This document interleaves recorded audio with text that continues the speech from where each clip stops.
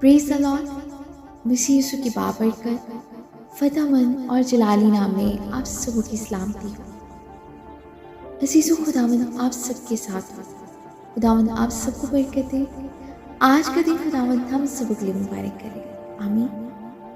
अज़ीज़ो, आज सुबह हम कलाम मुक़द्दस में से पढ़ेंगे पुरअमन बादशाही, यशायाह की किताब, उसका 11वां बाब, पहली आयत से। और यसी की तनी से एक कोमपल निकलेगी और उसकी जड़ों से एक बाआवर शाख पैदा होगी, और खुदावन की रूह उस पर ठहरेगी, हिकमत और खर्द की रूह, मसलहत और कुदरत की रूह, मार्फत और खुदावन के खौफ की रूह।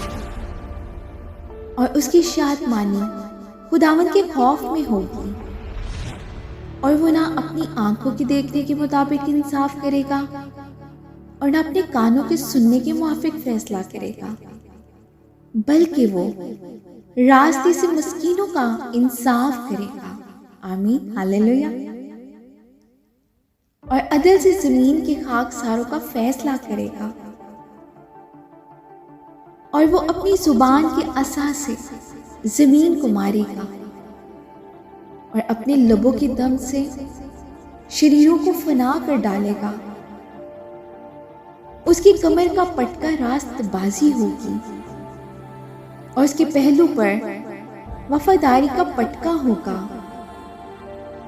बस भेड़िया बरा के साथ रहेगा और चीता बकरी के बच्चे के साथ बैठेगा, और बछड़ा और शेर बच्चा और पला हुआ बैल मिलजुल के रहेंगे, और नन्हा बच्चा उनकी पेश रवी करेगा।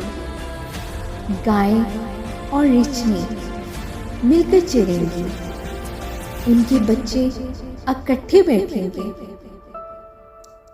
और शेर बब्बर बैल की तरह भूसा खाएगा, और दूध पीता बच्चा सांप के बैल के पास खेलेगा, और वो लड़का जिसका दूध छुड़ाया गया इफ़ी के बल में हाथ डालेगा।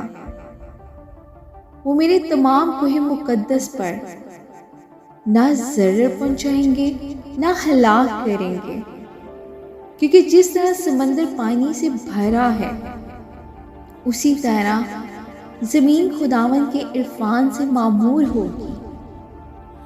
आमीन।